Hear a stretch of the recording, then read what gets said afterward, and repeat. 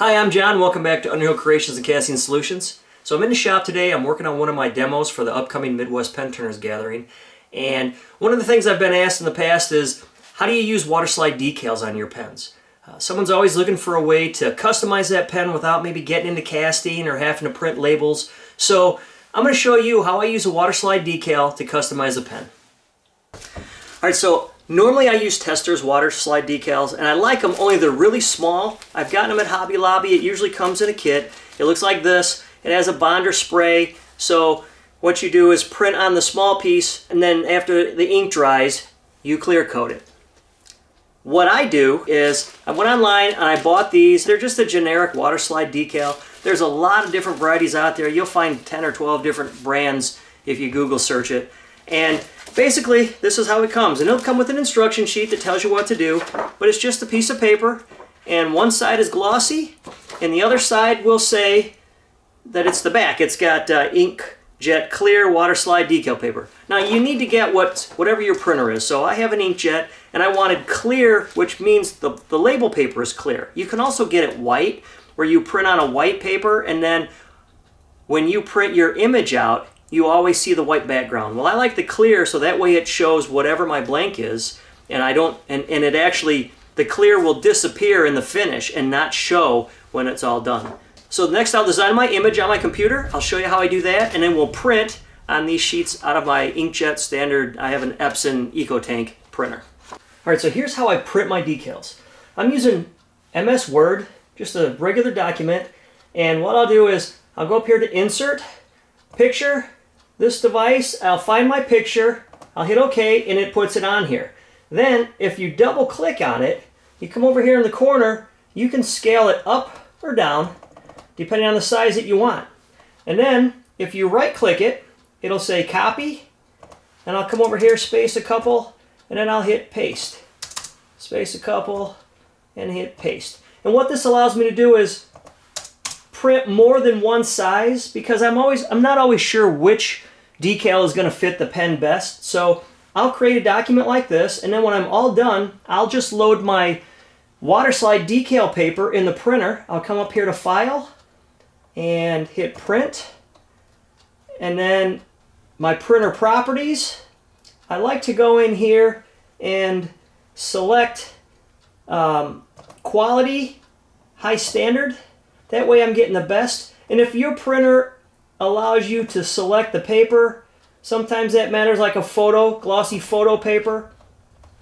Usually the Waterslide decal instructions will tell you. They'll come with some sort of instruction to tell you your best print qualities. You may have to experiment with it, but it's this simple. And then when you're done, hit Print, and then wait for it to come off the printer. Alright, so I took the Waterslide decal print off the printer. I let it sit for a couple of hours. You want to make sure that ink is good and dry before you start spraying anything on it, or else the ink can bleed out on you. So I always make sure they're good and dry.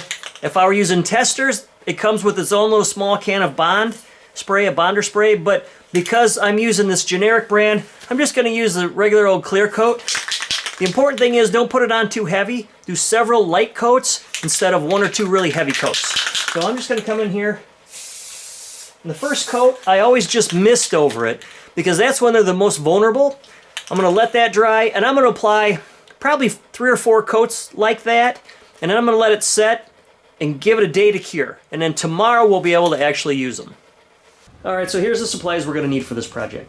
I've got a small container, and this will just be for water, lukewarm water. I've got some Q-tips, just to kind of help me manage the water over top of the decal. And my Delrin bushings will hold the blank to the lathe. And I have the decals printed out, and my microsol, which is a solvent specifically made for Waterslide decals. And what it does, it helps the decal relax and take the shape of whatever you're putting it on. So in this case, there's a slight taper to my pen blank. The microsol will help the decal relax and lie flat. Alright, so I have my blank mounted on the lathe between Delrin bushings, and I've got my headstock locked so it won't turn. This way I don't have to worry about me accidentally rotating this blank while I put my decal on, and then it slides off where I don't want it. I'm also going to take some denatured alcohol and wipe this blank off. That just ensures that I have a clean surface and there's no residue of anything that may have gotten on there between now and my finishing process. Now we're going to prep the decal and get it ready to put on the blank. Okay, so I have my water, and it's not hot, it's not cold, it's just room temperature water. I've also cut my decal out, and I've trimmed very close to the edge. There might be a 32nd of an inch, but I got as close as I could without actually cutting the printed image. And all I'm going to do is set that on top of the water. Now, it's not uncommon for your decals to start to curl up a little bit when they start on the water. You want them to sit on top. I don't like to sink the decals. I want them to float on top. That way it's easier for me to remove it from the water and slide the decal off the backing paper.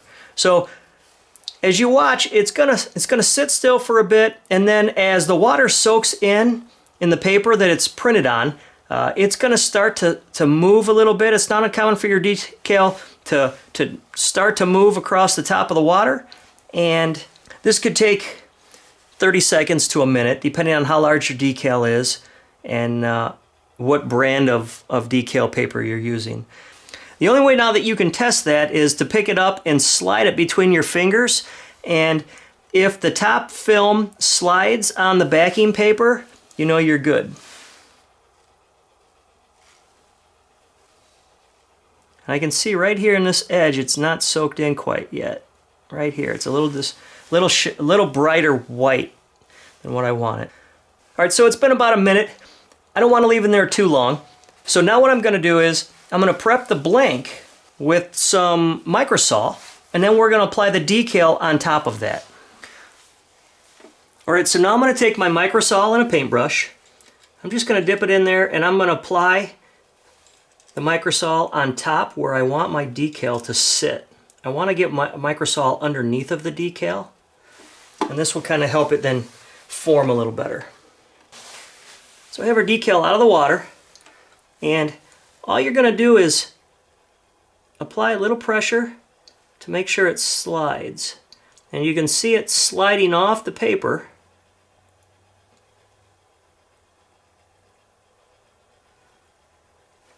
You can see it slide off the paper, the edges here. So now I want to orientate it to where my top is top. And it's easier if you have a wet surface. I need a little more microsol on there. It looks like it ran off slightly, so try to put a drop on there and balance that drop. And then we're going to touch our decal to it, and that microsol is going to slide under the decal, and we're going to just slide the back off. And then you have to rotate it.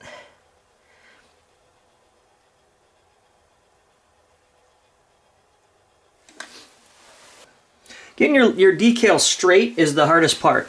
There's not really much you can do. I like to come in here sometimes and just kind of lightly touch it. I'm not pushing down on it. I'm just letting the Q-tip kind of touch it. And what that's doing is it's absorbing any water that's sitting around the edges. And what that'll do is just kind of help the decal not move around as much. But now I'm going to take a little bit of microsol and just brush over the top. And what this will do is help it relax. You got to be careful not to move it. Oops. The nice thing is you've got some time to really position these. It doesn't just stick and then you're stuck with it, right? It's got a little bit of work time, so I'm having a hard time seeing it, not getting the camera view, so there we go. That looks pretty good. So now that we've got the microsol on there, all we can do is walk away from it and let it sit. We have to let that microsol dissolve and do its thing. So there's not much else you can do with this other than walk away from it, let it dry, and let me show you how I speed things up. I've got a 125 watt heat light bulb I picked up at the local Farm Mart and a shop clamp light, and I just placed that a good 12 inches away. I'll shine down on top of this blank, and what that'll do is it'll help all that microsol dissipate off the top of the blank and help dry everything out, because now we have to let this dry so that we can apply our second Gluboost finish to seal everything in place. And we can't put any CA glue over the top of moisture. So now it's just a waiting game. Alright, so our decal is dry now. It's been under the heat light for about an hour. And then as you can see as I rotate it, everything is on there nicely. And because we had a finished Gluboost finish on there that was nice and shiny, our decal lays flat. It doesn't trap anything underneath of it. And when we put our Gluboost finish over the top of this now to seal that, it will all blend in there seamlessly. You won't see any edges of the actual decal paper because it'll all be hidden and blend into the CA.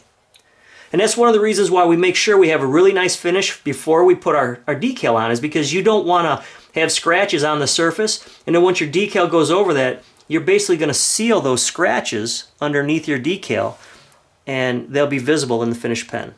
All right, so now I'm going to proceed with my final finish. Again, I have it mounted on the Delrin bushings, and I'm going to be using Gluboost, the medium fill and finish. I like something a little thicker because it will go on smooth, and I don't have to worry about it, the paper towel rubbing against my decal as I put it on there, because I don't want to, in case I don't have enough clear coat on that, I don't want to remove any of the ink. So we're going to turn this on. About 700 RPMs. I'm going to start with just a little bit of medium, and I'm going to go right over the top of that decal.